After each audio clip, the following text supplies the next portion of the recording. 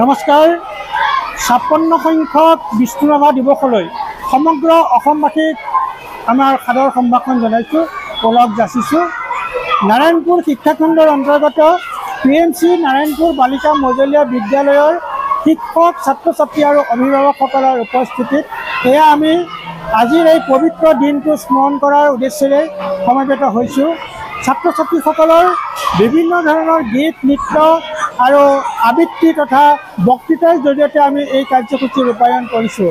ইয়াৰ জৰিয়তে অসমৰ বাৰেৰহণীয়া সাংস্কৃতিক ক্ষেত্ৰখনক আমি অসমবাসীৰ বাবে এটা ভাল খবৰ হিচাপে আমি বাৰ্তা প্ৰেৰণ কৰিব বিচাৰিছোঁ।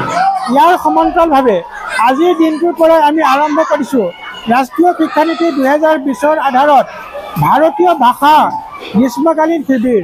এই অনুষ্ঠানৰ আজি আমি আৰম্ভ কৰিছোঁ।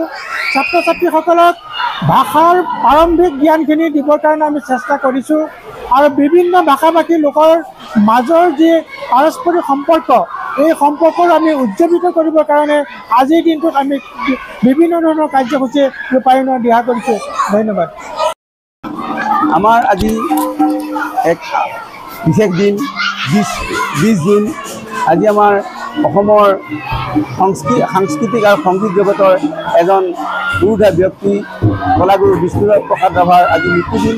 আজি মৃত্যুৰ উপলক্ষে আমি আজি তেখেতৰ মৃত্যুৰ ৫৬ সংখ্যক বছৰ পাৰ হৈছে আৰু আজি আমি ৫৬ সংখ্যক বিষ্ণু ৰাভা দিৱস আমাৰ বিদ্যালয় পৰিয়ালে আয়োজন কৰিছোঁ।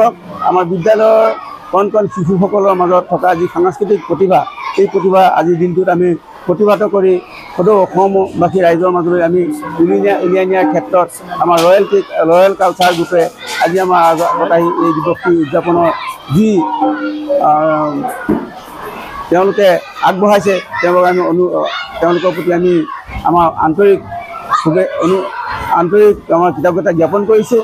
আৰু এই অনুষ্ঠানৰ লগতে আমাৰ অন্য এক অনুষ্ঠান আছে সৰ্বভাৰতীয় পৰ্যায়ত MEP 2020 আধাৰত আমি ভাৰতীয় ভাষাৰ গ্ৰীষ্মকালীন শিবিৰ অনুষ্ঠান আয়োজন কৰিছোঁ। এই অনুষ্ঠান আয়োজন কৰাৰ একমাত্ৰ উদ্দেশ্য হৈছে যে শিশুসকলৰ মাজত বিভিন্ন ভাষা শিকনৰ লগতে ভাৰতীয় বিভিন্ন ৰাজ্যৰ সাংস্কৃতিক আৰু ভাষিক গোটসমূহৰ আমি আদান প্ৰদানেৰে আমি এক ভাৰতীয় হৈ থকাৰ যি প্ৰয়াস, সেই প্ৰয়াস সফল হ'ব। তাৰে লগত সংগতি ৰাখি আমি আজি ভাৰতীয় ভাষাৰ যি আমাৰ গ্ৰীষ্মকালীন শিবিৰ সেই আয়োজন কৰিছোঁ আৰু আমি এই অনুষ্ঠানভাগ আমাৰ মাজত পাতি আমি অসমৰ ৰাইজৰ মাজলৈ উলিয়াই নিয়াৰ ক্ষেত্ৰত ৰয়েল কালচাৰক এই যি গুৰুত্বপূৰ্ণ ভূমিকা বহন কৰিলে, তেওঁলোকলৈ আমি পুনৰ আমাৰ শলাগ আৰু কৃতজ্ঞতা জ্ঞাপন কৰিছোঁ। ধন্যবাদ। নমস্কাৰ। আমি নাৰায়ণপুৰ শিক্ষাখণ্ডৰ অন্তৰ্গত PMC নাৰায়ণপুৰ বালিকা মজলীয়া বিদ্যালয়ে গত কেইবছৰৰ দৰে এই বছৰো শ্ৰদ্ধাৰ কলাগুৰু বিষ্ণু ৰাভাৰ দিৱস সুঁৱৰি শ্ৰদ্ধা জনাই তেখেতৰ মৃত্যুতিথিত ৫৬ সংখ্যক মৃত্যুতিথিত আমি উলহ মালহেৰে গীত, নৃত্য, কবিতা আবৃত্তি, বক্তৃতা অনুষ্ঠানেৰে আজি আমি বিদ্যালয়ত তেখেতৰ মৃত্যুতিথিটি সুচাৰুৰূপে পালন কৰোঁ।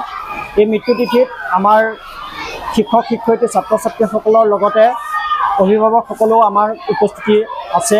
তেওঁলোকৰো উপস্থিতি আমি মনে বিচৰাৰ দৰে পাইছোঁ। ইয়াৰ জৰিয়তে সমগ্ৰ অসমবাসীলৈ আমি কলাগুৰু বিষ্ণু প্ৰসাদ ৰাভাৰ দেৱৰ মৃত্যুতিথিৰ শুভেচ্ছা জনাইছোঁ।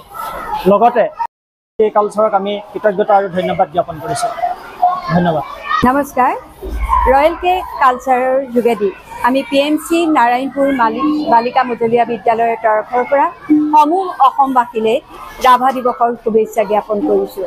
আমি অনুষ্ঠিত কৰি আহিছোঁ কলাগুৰু বিষ্ণু প্ৰসাদ ৰাভাৰ 20 জুন দিৱসটো ৰাভা দিৱস হিচাপে, আৰু এই দিৱসটোৰ জৰিয়তে আমি বিভিন্ন সাংস্কৃতিক অনুষ্ঠান অনুষ্ঠিত কৰিছোঁ আৰু ছাত্ৰ ছাত্ৰীসকল উৎসাহিত হৈছে আৰু সাংস্কৃতিক অনুষ্ঠান, বক্তৃতা, গীতৰ মাজেৰে আমি আগবাঢ়ি গৈছোঁ আৰু ছাত্ৰ ছাত্ৰী আৰু অভিভাৱকৰ উপস্থিতি লেখত ল'বলগীয়া হৈছে। সকলোকে ধন্যবাদ জ্ঞাপন কৰিছোঁ।